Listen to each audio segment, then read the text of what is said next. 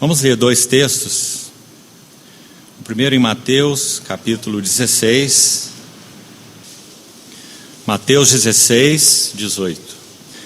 Também eu te digo que tu és Pedro, e sobre esta pedra eu edificarei a minha igreja.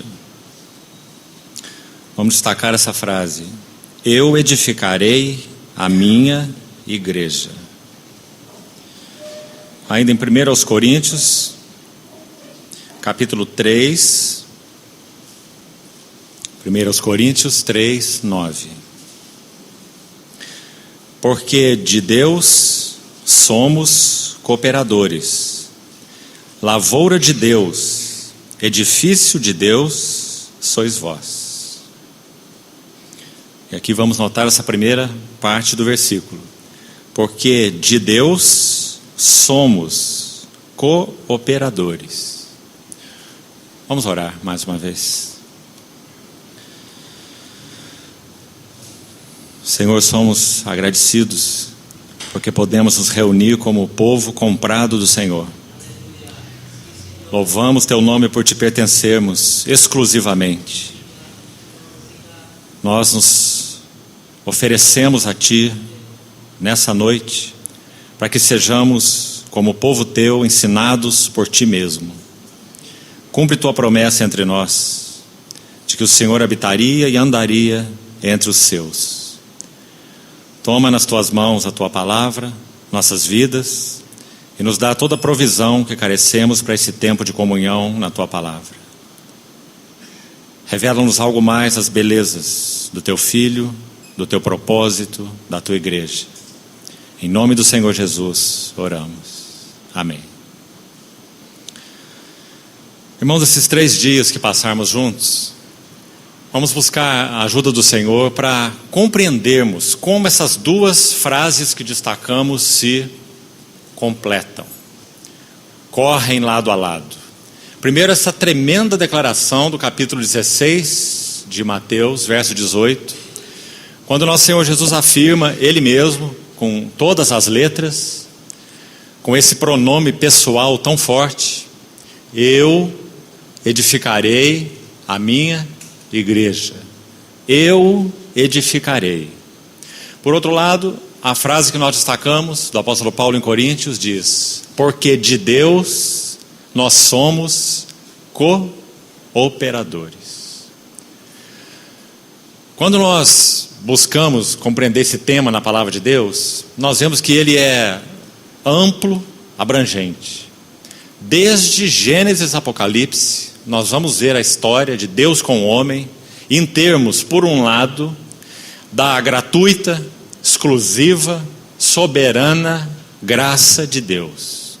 Por outro lado, uma outra linha que concorre com a mesma intensidade, paralela a essa, é que aqueles que Deus vocaciona e chama são responsáveis diante dele. Em outras palavras, o Senhor Jesus não tem uma noiva de borracha. Ele tem uma noiva de verdade, com quem ele interage. Uma noiva que pode dizer sim ou não a ele. Uma noiva que pode acolher ou não sua palavra no seu coração. Todas as exortações da palavra de Deus, em especial nas epístolas de Romanos à frente, elas estão baseadas no fato de que nós somos responsáveis diante de Deus por muita coisa. Em resumo, pelo desenvolvimento da nossa vida cristã. Desenvolvei a vossa salvação com temor e com tremor. Essa é a exortação para nós, que apela para a nossa responsabilidade, mas não desequilibrada da bondade soberana e ação de Deus. Pois o próximo verso diz: porque é Deus quem opera em vós, tanto o querer como o efetuar. Então seria uma tolice de nossa parte tentarmos explicar ou dissecar como funciona o mistério da cooperação do homem com Deus e de Deus com o homem. Assim como seria uma tolice nossa tentarmos explicar o mistério da Trindade. Outra tolice tentarmos explicar o mistério das duas naturezas coexistindo em uma pessoa na vida do Verbo encarnado de Deus, o Senhor Jesus.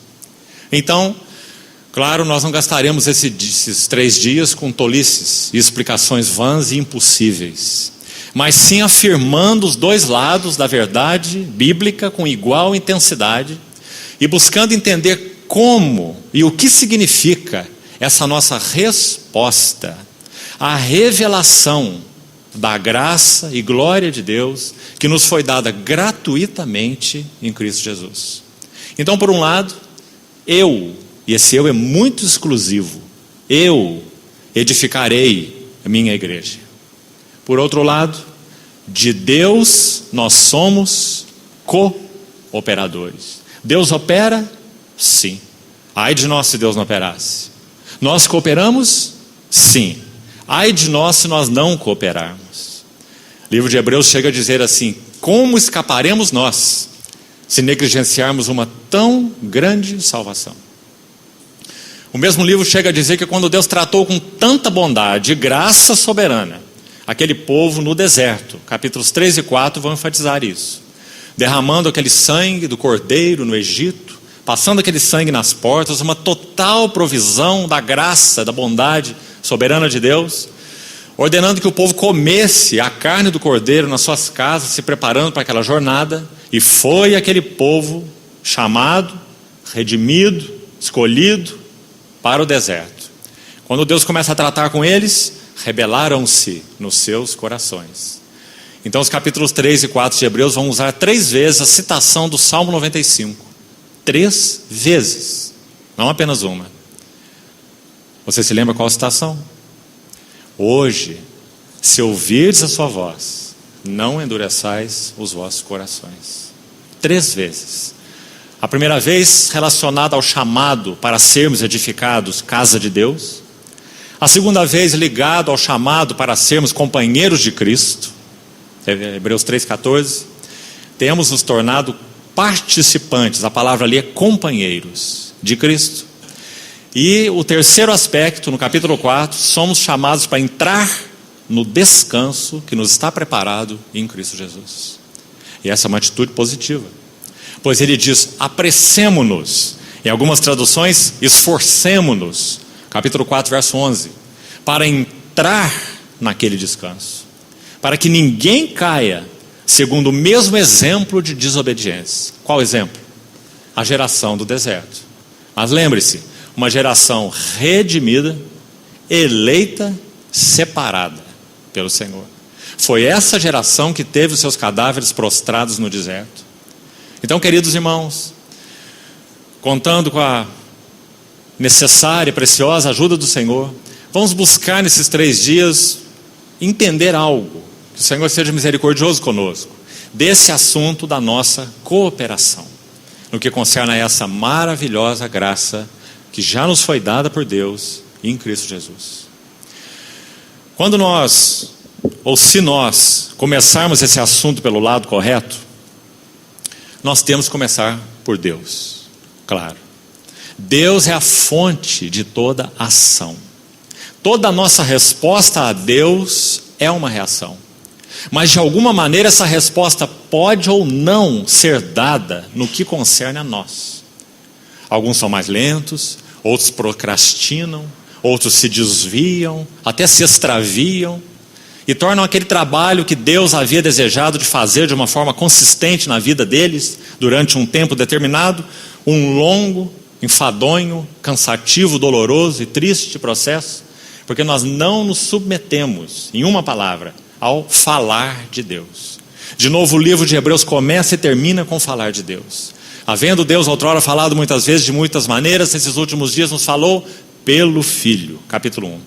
E no capítulo 12, lá no verso 25, tende cuidado, irmãos, não recuseis ao que fala.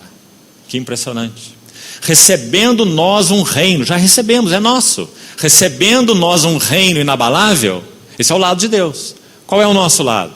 Retenhamos a graça pela qual sirvamos a Deus, de modo a agradá-lo, de modo agradável, com reverência e santo temor, porque nosso Deus é um fogo consumidor. O que será que nós temos feito com esses versículos na nossa história e na nossa experiência? Irmãos, dizemos como algo infeliz. Nós temos lançado fora esses versos de nossa jornada cristã. Isso tem feito um mal terrível para nossas almas. Achamos que Deus é um Papai Noel celestial, que está lá sentado, com tudo consumado no seu filho, e então certo de que um dia, de uma hora para outra, um piscar de olhos, a sua igreja gloriosa irá aparecer. Não é isso que a Bíblia nos ensina, em hipótese alguma. Então, vamos procurar iniciar esse assunto olhando um pouco do lado de Deus, para que tenhamos um correto equilíbrio a partir de Deus. João capítulo 5, verso 26, é um verso extremamente interessante, falando-nos a respeito da natureza perfeita e completa do Deus da Bíblia, o Deus que nós cremos, o Deus que nos chamou. O Senhor Jesus, Ele mesmo, disse assim, João 5, 26, assim como o Pai tem vida em si mesmo, também concedeu ao Filho ter vida em si mesmo. Sabe o que significa esse versículo? Significa que o Pai e o Filho, ou Deus, é claro, isso aponta para o Deus triuno, o Pai, o Filho, o Espírito, embora não mencionado aí, é óbvio, não é? Que o Espírito está incluído nessa relação, o Deus triuno é inquebrável. Então essa relação entre si, do Deus triuno, é uma relação que faz com que, digamos assim, Deus seja o único ser que vive de si, que vive em si. Deus tem vida em si mesmo. Ele não depende de nada ou de ninguém, de nenhuma situação externa a si para ter vida. Ou seja, a vida de Deus é incriada e independente. Ele tem vida em si mesmo. Então o Filho está se regozijando nisso e dizendo, assim como o Pai tem, também Ele concedeu ao Filho ter. Porque o Filho é a segunda pessoa, como é chamado, né? Na linguagem teológica, a segunda pessoa da Trindade, gerada da primeira pessoa. O Pai gera o Filho num ato eterno, uma geração eterna ou contínua, como muitos chamam. Não criado, mas gerado. Então esse Deus vive de si. Ele não vive de nada, Ele vive de si. Esse Deus vive em si, Ele não vive em nada, Ele vive em si. Porque Ele é autossuficiente. Ele é completo, Ele é perfeito, Ele é absoluto. Agora veja algo mais. Abra sua Bíblia, por favor, em Atos 17. Um complemento a respeito disso. Versos maravilhosos. Atos capítulo 17.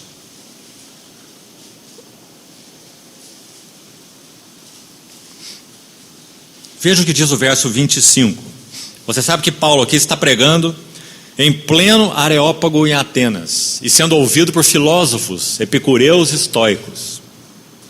E ele prega esse maravilhoso e curto sermão, e no verso 25 ele diz assim, que esse Deus, aqueles que eles adoravam sem conhecer, com todos aqueles altares, como os irmãos conhecem a história, dentre eles um altar ao Deus desconhecido. Então Paulo diz no verso 25 assim, que esse Deus não é servido, nem é servido por mãos humanas. Escute essa próxima frase. Como se de alguma coisa precisasse. Que frase é essa? O Deus que nós cremos, o Deus da Bíblia, o Deus revelado em Cristo Jesus, é completo. Ele não precisa ser servido por ninguém, porque Ele não precisa de nada. Essa frase não nos impacta, irmãos? Foi baseado nisso que o Senhor Jesus disse o que disse em Mateus 16. Eu edificarei a minha igreja. Com esse grande eu que Ele é. O todo capaz, o todo suficiente. Por outro lado, como vimos, Paulo, aquele que era o perseguidor da igreja, blasfemo, insolente, como ele diz a respeito de si. Agora podemos dizer deslumbrado diante dessa maravilhosa graça para a qual e diante da qual ele rendeu todo o seu coração.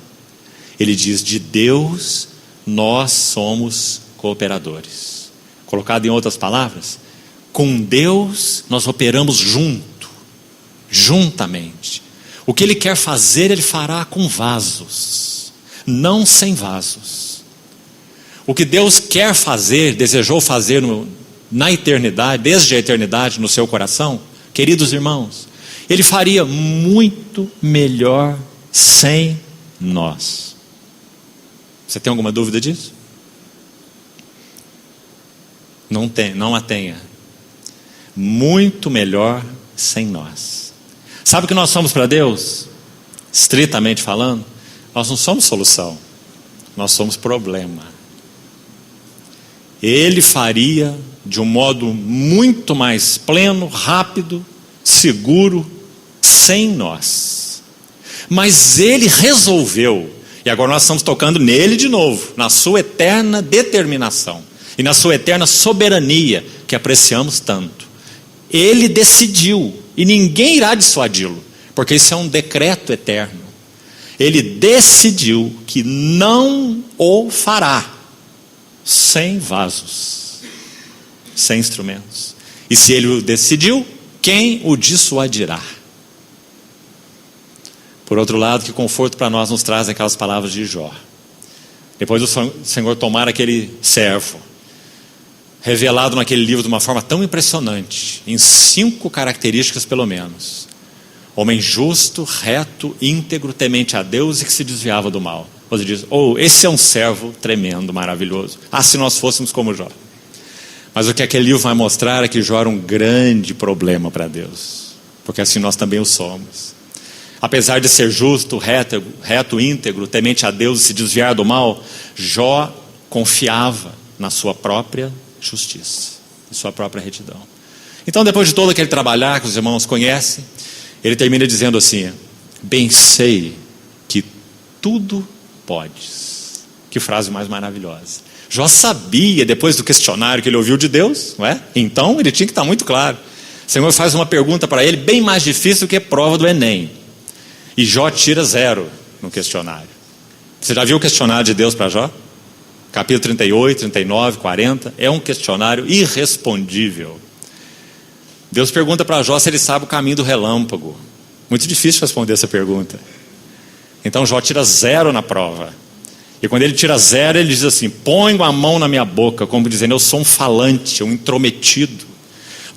Uma vez eu falei, aliás 2 vezes, mas eu não replicarei. Ponho a mão na minha boca. Que bom. O maior alívio que nós temos naquele livro é quando Jó para de falar. E quando Deus começa a falar. No capítulo 38, de um redemoinho. E Jó conclui dizendo assim: bem sei, agora ele sabe, que tudo podes, onipotente. E nenhum dos teus planos pode ser frustrado. Esse é um lado. Mas olha o outro lado. Eu te conhecia só de ouvir falar. Apesar de ser justo, íntegro, reto, temente a Deus e se desviar do mal. Não é impressionante? Eu te conhecia só de ouvir falar, mas agora os meus olhos te veem. E eu me arrependo e me abomino. A palavra abomino, na língua original, sempre traz a conotação de idolatria. Eu me abomino, eu me considero um idólatra. Eu me abomino no pó e na cinza. Sabe o que aconteceu a partir daí? Mudou o Senhor, trocou o Senhor o cativeiro de Jó. Sabe como Deus vai usá-lo agora? Como um cooperador. Até mesmo para orar pelos seus amigos, que falaram de Deus o que não era reto. Que interessante. O Senhor quebrou Jó, trabalhou Jó, para que Jó se tornasse um cooperador. E é isso que Deus faz em todos os seus servos, para que ele possa atingir seu propósito. Irmãos, que bendito o dia em que essa verdade deixar de ser um tema da Bíblia e for escrita com letras de ouro em nossos corações. Deus busca cooperadores. E se você quiser saber o porquê, só tem uma resposta para essa pergunta: Ele quis. Essa é a resposta. Porque ele não precisava fazer isso. Ele não é servido por mãos humanas, como se alguma coisa precisasse. E o versículo que estamos lendo continua assim, verso 25. Porque é Ele mesmo, quem a todos dá. Você viu o contraste entre essas duas palavras? Sabe por que ele não precisa de nada? Porque é Ele quem dá tudo. Ele é a fonte, a única fonte de todas as coisas. Ele é quem dá. vida, respiração e tudo mais. Olha o verso 28. Pois nele, veja que verso maravilhoso. Nele, 3 coisas importantes. Não vamos ter tempo para dissecá-las não, mas preste atenção nelas, para você meditar por você mesmo diante do Senhor. Nele nos movemos, ou nele vivemos, primeiro, vivemos, nos movemos e existimos. Sabe o que esse versículo está dizendo? Deus é a fonte de nossa vida, vivemos, função, movemos, e pessoalidade. Deus é a fonte de nossa vida, função e pessoalidade. Nele vivemos, nos movemos e existimos. Que maravilhoso. E lembre-se que esse nele não são os crentes não, são todos os homens. Paulo está pregando aqui para os pagãos. E lembrando a eles um poeta, Cleantes, um poeta daquela época, foi um dos que citou essa frase nesses termos em que era citada aí. Como alguns dos poetas têm dito, dele também somos geração. Então, irmãos, essa é a primeira verdade que precisamos guardar em nós com toda a sua força. Deus não precisa de nós, porque Deus não precisa de nada, nem de ninguém. Mas Deus decidiu. Isso então é extremamente valioso para Ele, porque Ele o fez. Se Ele fez, é valioso. Tudo que Deus faz é valioso. Se Ele fez, é sublime, porque tudo que Deus faz é sublime. Ele é perfeito. Então Ele decidiu que Ele não faria, que Ele não atingiria o propósito eterno dEle sem vasos humanos. E que essa verdade brilhe aos nossos corações com a mesma intensidade do que a primeira, para que nós possamos manter uma boa balança e não sejamos aqueles que remam um barco com um remo só e rodam em círculos e não vão para lugar nenhum, porque só falam da soberania de Deus ou só falam da responsabilidade do homem, então não vão para lado nenhum. A Bíblia nos ordena, não nos dá opção, a nós batermos o martelo dos dois lados. Deus é absolutamente soberano, o homem é absolutamente responsável. Interessante, queridos irmãos, que no versículo 14 de João, verso 10, João 14, 10, um outro verso para nos ajudar ainda no primeiro lado dessa verdade. Senhor Jesus, naquele sermão maravilhoso chamado de os discursos do cenáculo, vão de João 13 com o início do lava-pés até o capítulo 17 com a oração sacerdotal.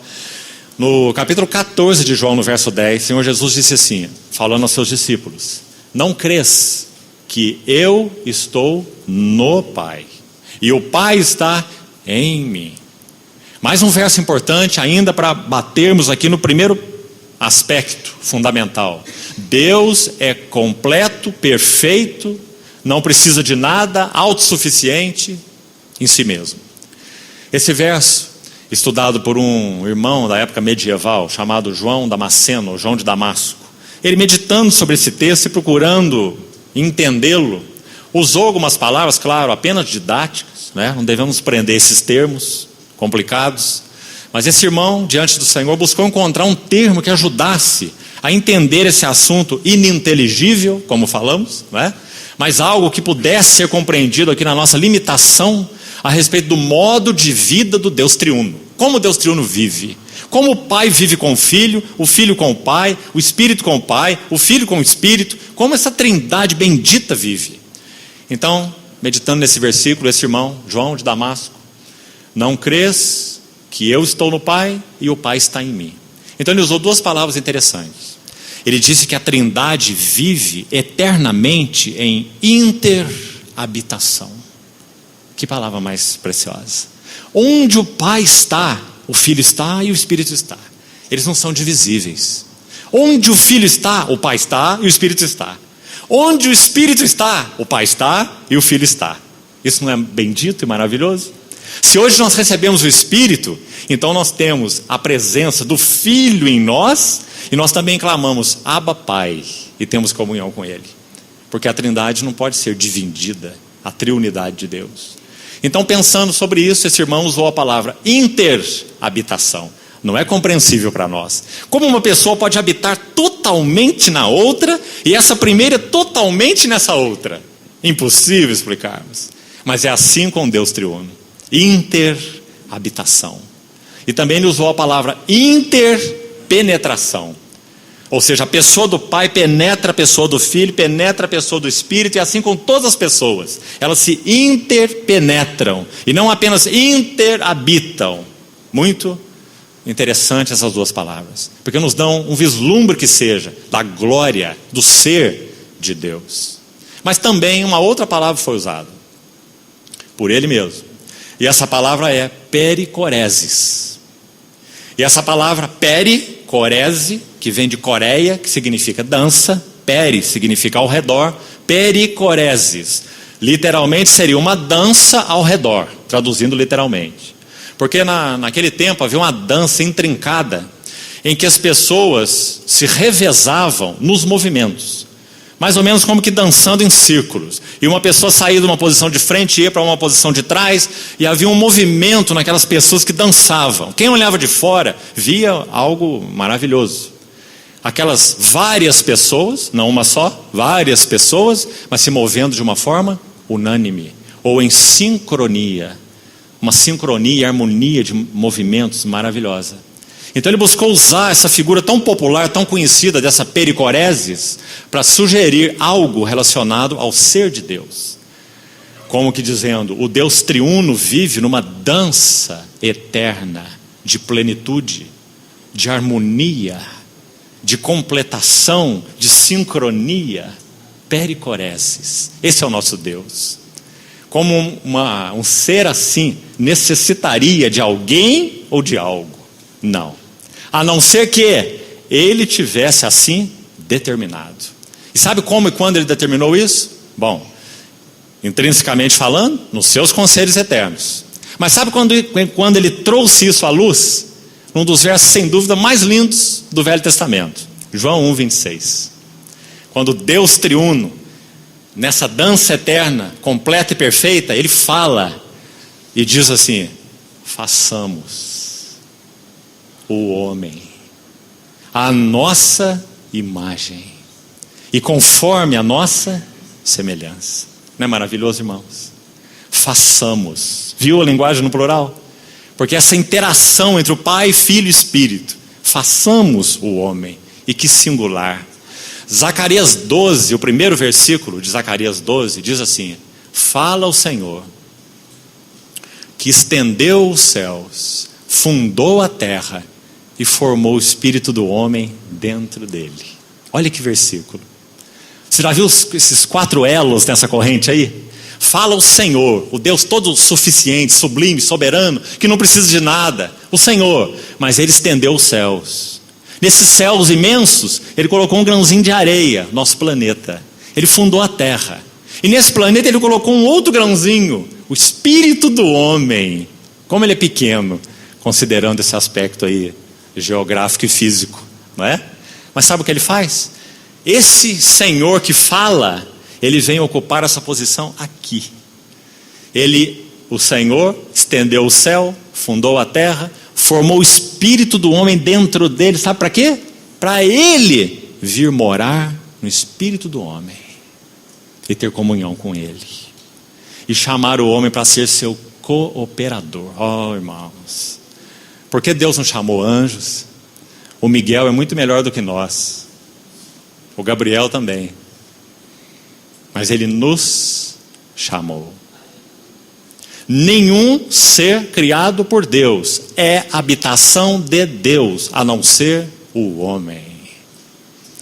Por isso Paulo em Coríntios 6 diz assim: vocês não sabem, falando aos coríntios, vocês são tão carnais, tão infantis na compreensão, vocês não sabem que nós haveremos de julgar os próprios anjos.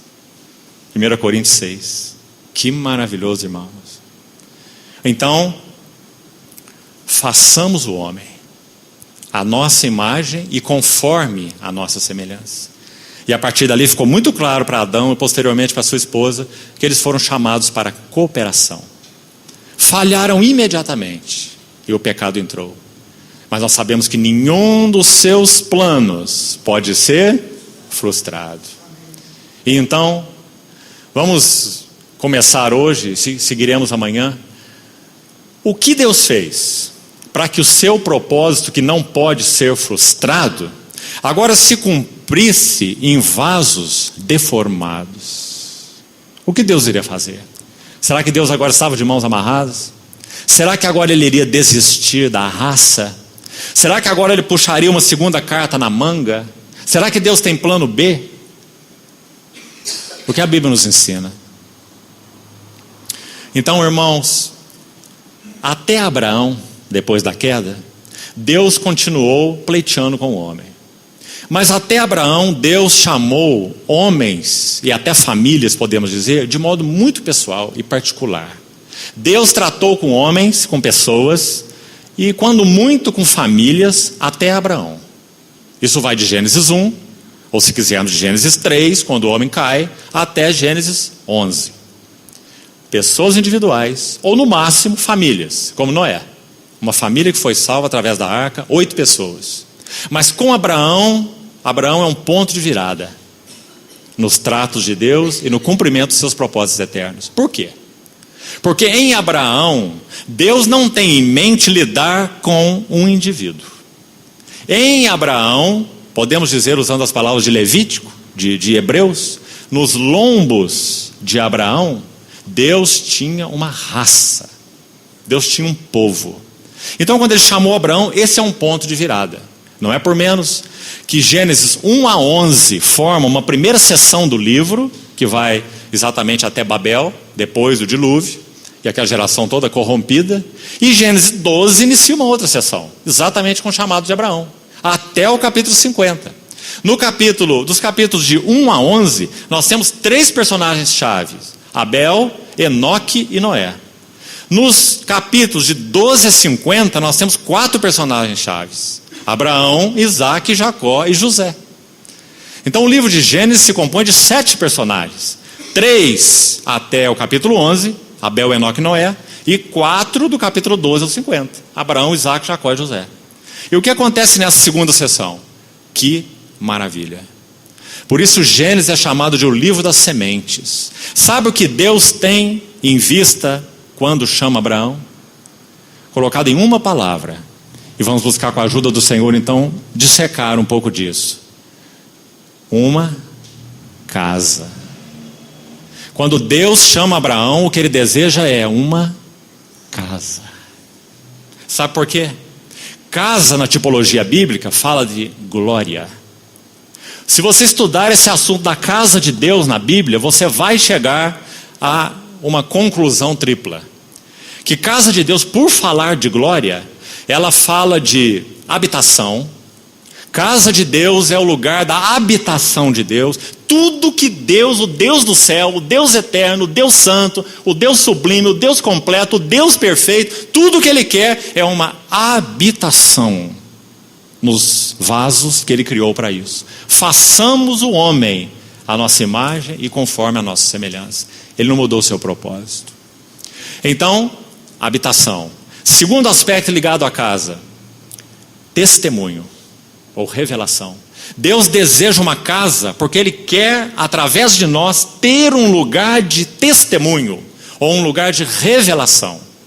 Terceiro, Deus deseja uma casa porque Ele quer ter, através de nós, da sua casa, um lugar de realização ou de cumprimento dos seus eternos propósitos. Então, casa fala de habitação, casa fala de revelação e casa fala de realização. Colocado em outras palavras, casa fala de descanso, casa fala de testemunho e casa fala de cumprimento dos propósitos de Deus. E de novo, que o Espírito Santo possa escrever essas coisas em nosso coração, porque para isso nós fomos chamados, para que Deus encontre descanso em nossas vidas, satisfação, para que Deus encontre testemunho em nossas vidas, revelação, e para que Deus encontre cooperadores do seu propósito eterno, realização. É isso que Ele busca. Irmãos, isso é muito para nós. Então, quando Deus chama Abraão, o que nós vemos? Resumidamente, primeiro Ele chamou alguém que quase podemos afirmar que era um idólatra. Porque quando conhecemos pela história a situação de Ur, da Mesopotâmia, essa era a situação. Segundo a tradição, a própria família de Abraão manufaturava ídolos. E também, segundo a história, a região de Ur dos Caldeus, de onde Abraão foi chamado, sua família morava, seu pai, Terá, eles tinham ali em torno de 2.000 ídolos diferentes. Ídolos de todo tamanho e para todo gosto. Foi dali que o nosso pai Abraão veio. O pai da fé foi chamado. Sem fé nenhuma. De trevas totais. Estevão, quando descreve seu testemunho e sua história em Atos 7, naquela pregação tremenda de Estevão, pela qual ele foi apedrejado, ele diz assim: o Deus da glória apareceu a Abraão. Que frase mais linda é essa? Abraão estava em trevas, ele era trevas e estava em trevas, mas o Deus da glória apareceu a Abraão. Mas não só isso. Se você vai agora a Hebreus capítulo 11, é dito assim: e Abraão, quando chamado, obedeceu e partiu sem saber para onde ia. Como Deus é bom. Se aquele versículo fosse rigorosamente escrito, sabe como ele teria que ser escrito? Pense sobre isso. Hebreus 11 teria que ser escrito assim: Abraão, quando chamado, obedeceu pela metade e partiu sem saber para onde ia. Porque não foi pela metade? Foi, nós sabemos muito bem. Mas o registro da Bíblia não é esse. Diz, ele obedeceu. Mesmo que tenha sido uma meia obediência, ela foi contada por Deus. E Deus continuou com seus tratos com relação a Abraão, porque a promessa foi feita a Abraão. Deus chamou Abraão, partiu de Deus. Ele levaria Abraão a cabo e iria lidar com as meias obediências, iria lidar com as mentiras de Abraão. Mais de uma vez, mente no Egito, mente para Abimeleque, na situação de Sara, 2 vezes. Mas o Senhor levaria Abraão ao fim dos seus propósitos. Mas, amados, não sem que Abraão pudesse responder aos tratos de Deus. Os irmãos sabem que há 13 anos de silêncio na vida de Abraão. Dos 86 anos aos 99 anos. Nenhuma palavra de Deus para ele. Quase insuportável isso para um homem que foi chamado de Ur. E já tinha edificado 3 altares na sua relação com Deus. Faltava só mais um, seu último altar. Ele já tinha algo, sem dúvida, de conhecimento de Deus. E Deus fechou a sua boca para com Abraão 13 anos. Sabe qual foi o motivo? O que semeia na carne, da carne colherá corrupção. Abraão, baseado no conselho de sua mulher Sara, tomou Agar e gerou Ismael.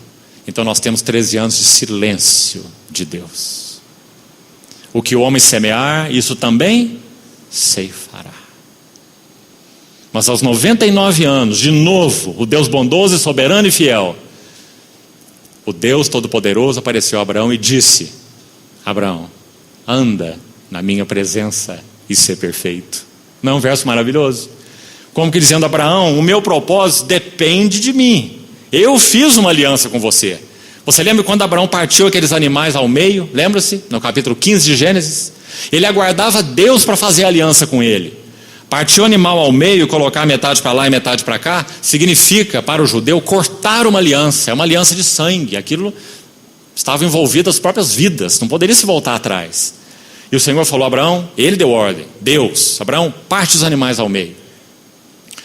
E as aves também, você imola aí e não parta as aves. E parta os animais. Coloque-os lá e se prepare. Minha aliança eu estabelecerei com você. E Abraão espera e Deus atrasa. E Abraão espera mais um pouco e Deus está atrasado. E um dia vai terminando e Deus não aparece. E Abraão, diz o texto, cerradas, trevas o acometeram e ele caiu como que num profundo torpor. Sabe o que acontece? Então, no momento em que ele acorda, ele vê um fogareiro fumegante e uma tocha de fogo passando por entre aqueles pedaços. Quase podemos imaginar Abraão dizendo assim: espera aí, Senhor, espera aí para você dar a mão para mim. Nós dois é que temos que passar aí no meio dos animais. Mas o Senhor passou sozinho. Por quê? Porque ele faria uma aliança com Abraão baseada nele mesmo, em Deus mesmo. Uma aliança incondicional. Ele levaria Abraão até os términos do seu propósito. Mas isso não anula o fato de que Abraão teria que responder aos tratos de Deus. Então, como falávamos, esses 13 anos de silêncio, e o Senhor chama Abraão novamente. Anda na minha presença. Eu vou cumprir o que eu tenho para você, mas quanto a você, anda. Se você não andar, vai ser muito complicado. Você vai produzir frutos de carnalidade, você vai se extraviar, você vai se distrair. Anda na minha presença e ser perfeito. E a partir daí os tratos de Deus com Abraão seguem. Agora escute isso. Deus faz a promessa a Abraão. Deus confirma a promessa para Isaac. A mesma promessa. Se você estuda o livro de Gênesis, você vai ver muito claro. As mesmas palavras. Ele repete para Isaac. E ele ratifica para Jacó. Em ti serão benditas todas as famílias da terra. E o que acontece com Jacó? Num dado momento, quando ele está fugindo do seu irmão, havia usurpado, roubado o direito de primogenitura, sai de Harã, sai de Berseba, para ir a Harã, a terra da sua parentela, conforme o conselho lá da sua mãe, fugindo de Esaú, ele para num primeiro lugar. Esse lugar se chama Betel, que significa a casa de Deus. Quando Deus fez a promessa a Abraão, confirmou a Isaac, ratificou a Jacó, o que ele está buscando, irmãos? Não há como ser mais claro, uma casa. Porque essa é a intenção de Deus. Para que ele tenha habitação, descanso e satisfação. Para que ele tenha testemunho e revelação. E para que ele tenha cooperadores para a realização do seu propósito eterno. Então Jacó foi o primeiro que viu com alguma clareza esse assunto da casa de Deus.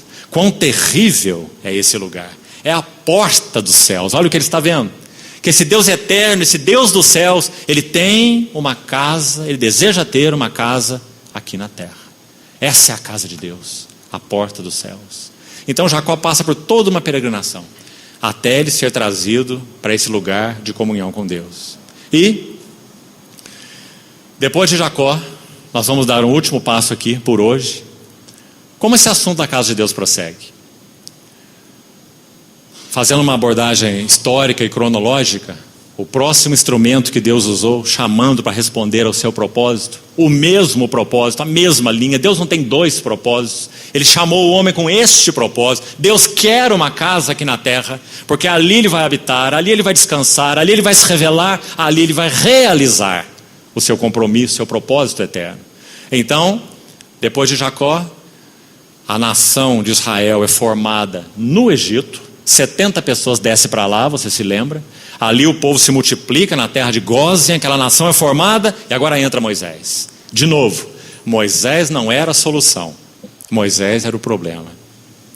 Educado na corte de Faraó, na elite intelectual da época, 40 anos de idade, então ele compreende algo, de alguma maneira, ele toca esse propósito de Deus. Ele entende assim: meus pais são israelitas, e eu estou aqui na corte do rei.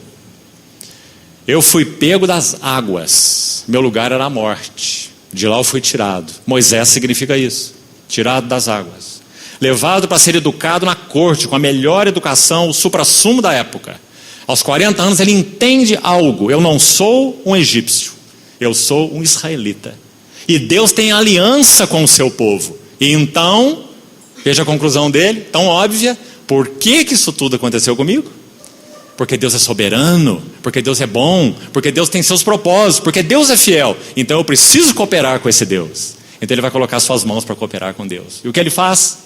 Mata o egípcio. Não é? Mas ele é visto. E sabe o que Êxodo 3 vai dizer? Versículo 1 de Êxodo 3. Vai dizer que Moisés saiu fugido daquela terra, porque ele foi descoberto. E ele sabia que ele iria ter sobre ele a ira de Faraó e matá-lo. Então Moisés foge, vai para Midian. Sabe o que Êxodo 3:1 diz?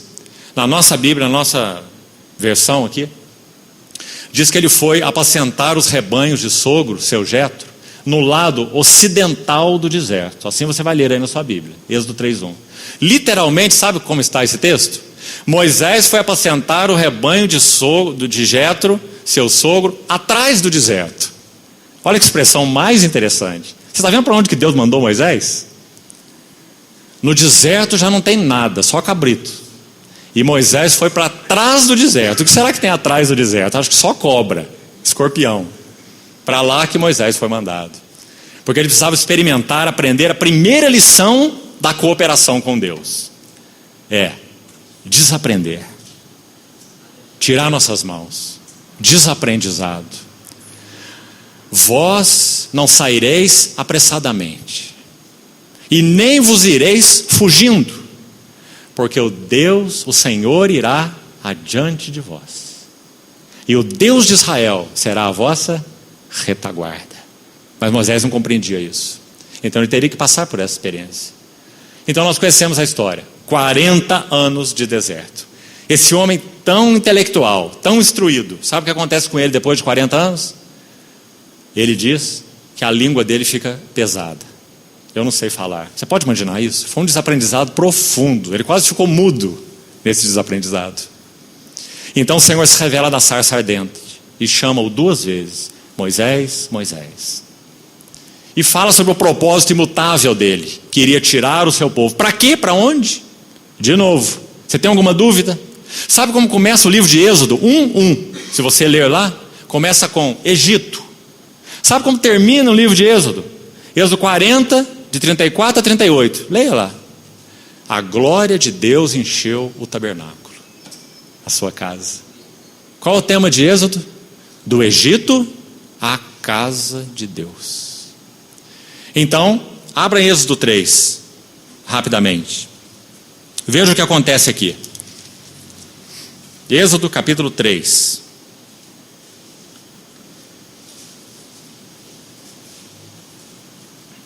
Verso 7 diz assim: Disse ainda o Senhor: certamente eu vi a aflição do meu povo. Sabe o que significa Egito? Aflição. Eu vi a aflição do meu povo que está na terra do Egito, ouvi o seu clamor por causa dos seus exatores, conheço-lhe o sofrimento.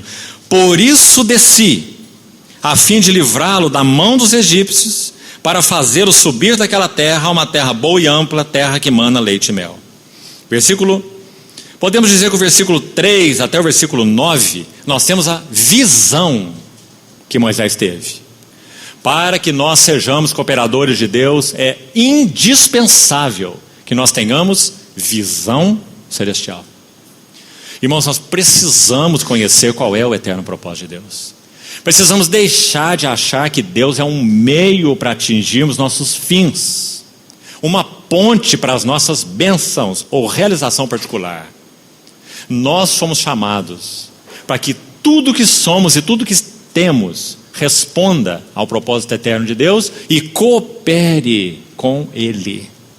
Se qualquer coisa em nossas vidas, no que somos ou no que temos, não coopera com o propósito de Deus, aí está um potencial de corrupção em nossas vidas.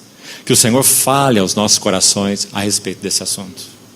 Que não recolhamos nada em nossas tendas que não tenha passado pelo altar, como Abraão fez com Isaac. Então, verso 3 a verso 9, não precisamos ler. Visão. Onde não há visão, o povo se corrompe. No verso 9, veja: pois o clamor, verso 10, vem agora, e eu te enviarei a Faraó, para que tires o meu povo, os filhos de Israel, do Egito. Como será que nós podemos chamar esse versículo 10? Encargo. Baseado na visão de Deus que Moisés teve, Deus lhe deu um encargo. Não apenas, que maravilha, essa sarça arde e não se consome. Você vê o perigo disso por um lado? Que visão maravilhosa, essa é a visão celestial. Deus é o pai, quer uma família de filhos. Deus é o filho, quer uma noiva para ter núpcias eternas, um corpo para se expressar. Deus é espírito e quer um templo para ele habitar. Quão maravilhosa é a visão celestial. E daí? Sabe qual é o e daí? Verso 10. Vem agora. Irmãos, que importante essa expressão. Responsabilidade humana. Encargo. Vem agora e eu te enviarei. Sabe como Moisés responde a isso no versículo 11? Quem sou eu? Que frase mais inadequada, irmãos. Mas totalmente incompreensível para nós. Somos como Moisés. Conhecemos um pouco de nossa própria carne. Moisés já foi trabalhado 80 anos, 40 primeiro lá no Egito, os 40 segundos no deserto. Tem essa visão maravilhosa, recebe esse encargo de Deus, e o que ele tem a dizer diante disso é: quem sou eu? Como se isso fosse depender exclusivamente dele, não é? Sabe como Deus responde essa colocação de Moisés? Olha o verso 12. Deus respondeu: eu. O eu é trocado aqui, como se ele estivesse dizendo: Moisés, o problema é exatamente esse, é quem é você. A solução é quem sou eu. Eu serei contigo. Mas, irmãos, sabe o que mais acontece? Aqui nós vamos concluindo por hoje. Vá ao verso 16 desse capítulo. Veja aqui uma outra palavrinha. Vai e ajunta os anciãos de Israel e dize-lhes. Deus deu um vem e Deus deu um vai para Moisés. Ou seja, nesse encargo, vem e eu te enviarei, ele daria para Moisés outros cooperadores. Que maravilhoso. Nós não somos únicos nessa cooperação com Deus. Uma das coisas mais maravilhosas na jornada cristã é que quando nós nos comprometemos com o propósito de Deus, com tudo o que somos e com tudo o que temos, nós temos dois olhares, segundo o livro de Hebreus mesmo. Por um lado, considerai atentamente o apóstolo e sumo sacerdote da nossa confissão. Foi ele que nos chamou, Hebreus 3:1. Por outro lado, as únicas duas vezes que essa palavra aparece no livro de Hebreus, no original, considerai. Hebreus 10:25 é a outra vez. Consideremo-nos também uns aos outros, para nos estimularmos ao amor e às boas obras. Então, quando respondemos em cooperação aos eternos propósitos de Deus, louvado seja o seu nome, nós também, quando olhamos para o lado, nós encontramos companheiros de jornada que são verdadeiros cooperadores, que também dispuseram tudo que são sem reservas, que também dispuseram tudo que têm sem reservas. Sabe por quê? Não é porque são bons, não, mas é porque viram algo da parte de Deus. Irmãos, visão celestial não é negociável. Se nós podemos negociar o que vimos, isso não é visão, isso é ilusão. A visão celestial se apodera de nós. A visão celestial é governante. A visão celestial é penetrante. A visão celestial é reguladora, é limitante por um lado, é libertadora por outro. Essa é a visão celestial. Olha para Moisés, olha para Abraão, olha para Davi, olha para Salomão, olha para Saulo de Tarso. Isso é visão celestial. Daniel, Ageu, visão celestial. Então, vem no verso 10, vai no verso 16, graças a Deus pelos dois, encargo, cooperação. Mas olha o capítulo 4, aqui nós terminamos.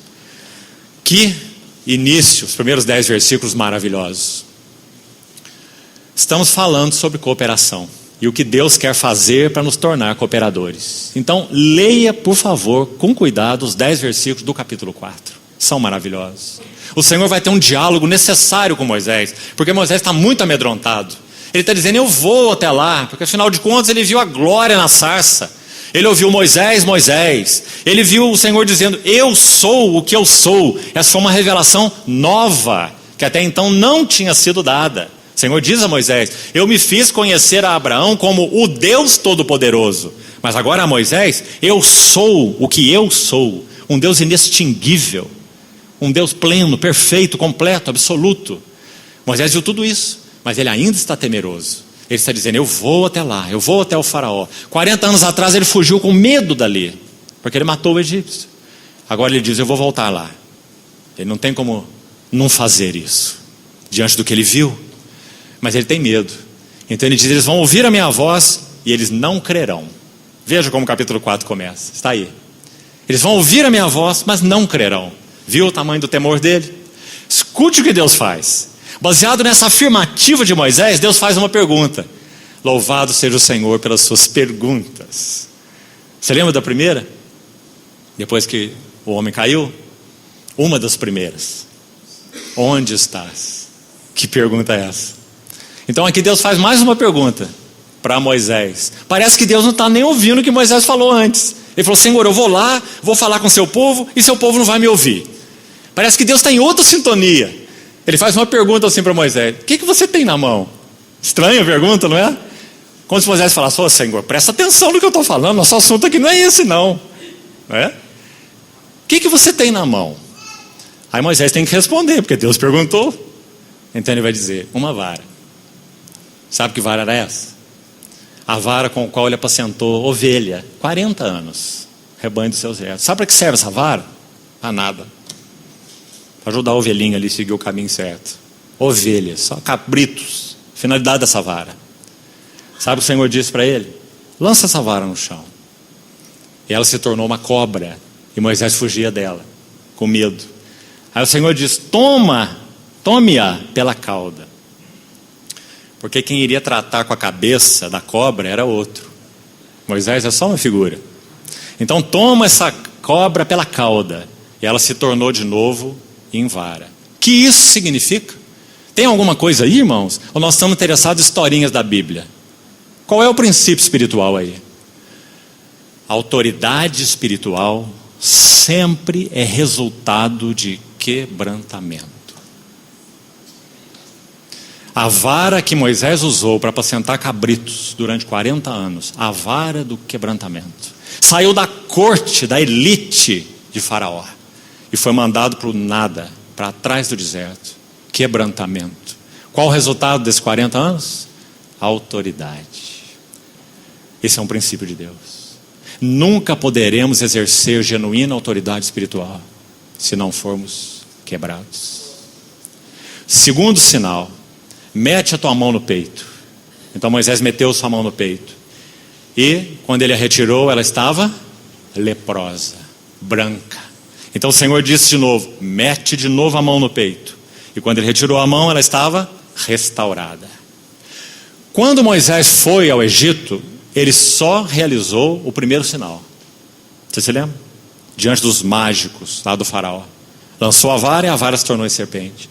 Esse segundo sinal da mão leprosa, ele nunca realizou no Egito. Leia a história e você vai ver. Porque esse segundo sinal era tão para ele mesmo. E o que significa?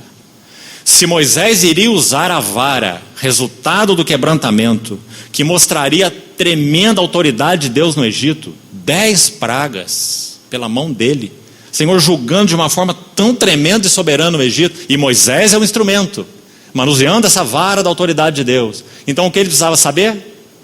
Que a mão que manuseia essa vara é essencialmente, inerentemente, uma mão leprosa. Para que ele soubesse que essa autoridade não provém nunca das suas próprias mãos. Se nós, como cooperadores de Deus, não aprendemos essa lição dupla, esse sinal duplo, nunca poderemos cooperar com os propósitos de Deus. Nós iremos nos ferir a nós mesmos com a vara de Deus. Deus não coloca uma espada afiada na mão de uma criança. Nós precisamos passar um processo sério de discipulado. Precisamos conhecer o caminho da cruz. Ainda no capítulo 3, parte final, quando o Senhor está dialogando com Moisés, ele diz: leva o meu povo 3 dias ao deserto. No que concerne a tipologia bíblica, o 3 fala de pelo menos 2 coisas: do Deus triuno e da cruz. Assim como o Filho do Homem esteve 3 dias e 3 noites no ventre da terra. O Jonas, 3 dias e 3 noites no ventre do grande peixe. 3 fala de morte e ressurreição. Nunca poderemos ser cooperadores de Deus se não andarmos pelo caminho da cruz. Se a cruz não operar em nós. Porque nós não servimos para cooperar com Deus. Nós não somos a solução. Somos o problema. Mas Deus determinou que Ele não fará sem nós. Então Deus está com um problema. Resolver o nosso problema. E para resolver o nosso problema, Ele nos chama para cooperar com Ele. Para que tomemos a cruz, neguemos a nós mesmos, aprendamos a habitar nele, andemos no Espírito, guardemos sua palavra, permitamos que ela opere fundo em nós, respondamos aos seus propósitos eternos. É assim que Deus chama cooperadores. Nós vamos parar por aqui hoje e amanhã vamos seguir na cronologia. Depois de Moisés, Quem nós temos é Ana e Samuel, dentro da cronologia. E vamos ver o que Deus fez com Ana e Samuel, chamando os dois na cooperação para o seu propósito. E depois deles vamos até a época da restauração dos muros da Babilônia. Como Deus levantou cooperadores e por que Ele precisa de cooperadores e como Ele trabalha nos seus cooperadores, para que possam ser cooperadores fiéis, que realmente respondam o que Ele tem no seu coração. Então, irmãos, confiamos na graça, na fidelidade do Senhor, para que Ele continue falando aos nossos corações. Não percamos a balança do equilíbrio divino. Deus é perfeito. Deus não precisa de nada. Deus perfeito chamou vasos, instrumentos humanos, caídos, problemáticos, mas deu a eles tudo o que eles precisam, para que eles possam se tornar fiéis cooperadores. Paulo, escrevendo para Timóteo, diz assim: eu dou muitas graças a Deus, que me considerou fiel, designando-me para o seu serviço. Sabe quem está falando isso? O blasfemo, insolente perseguidor da igreja. Que maravilha os propósitos de Deus. Que o Senhor continue falando aos nossos corações. Vamos orar.